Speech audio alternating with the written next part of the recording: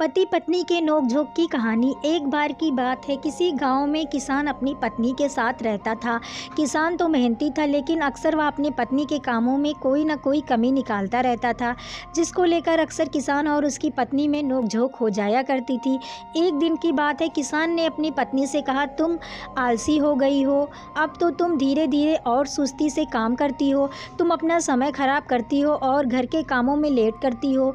रोज़-रोज़ की ऐसी बातें सुनकर किसान की पत्नी अपने पति से नाराज़ हो गई और बोली, आप गलत हो, जो रोज़-रोज़ ऐसे मुझे ये बातें सुनाते हो, और यदि ऐसा है तो कल आप घर पर रहो और आपके बदले मैं खेत जाऊंगी और मैं वहाँ का काम करूंगी। क्या आप घर पर रहकर मेरा काम करोगे?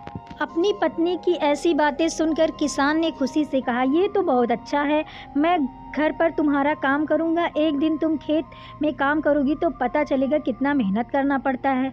फिर इसके बाद पत्नी ने अपने पति किसान से कहा, कल जब घर का काम करोगे तो सबसे पहले गाय का दूध निकालना, फिर सारे कपड़े धोने हैं, बर्तन धोने हैं, मुर्गियों का ध्यान रखना है, घर की सफाई करनी है और सूत काटना है। इतना सभी कल काम करना है। फिर अगले दिन किसान की पत्नी सुबह-सुबह खेत पर चली गई।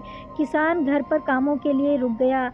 फिर सबसे पहले उसने एक बर्तन लिया और गाय का दूध निकालने की कोशिश की, तो इतने में गाय ने उसे पीछे से जोर की लात मारी।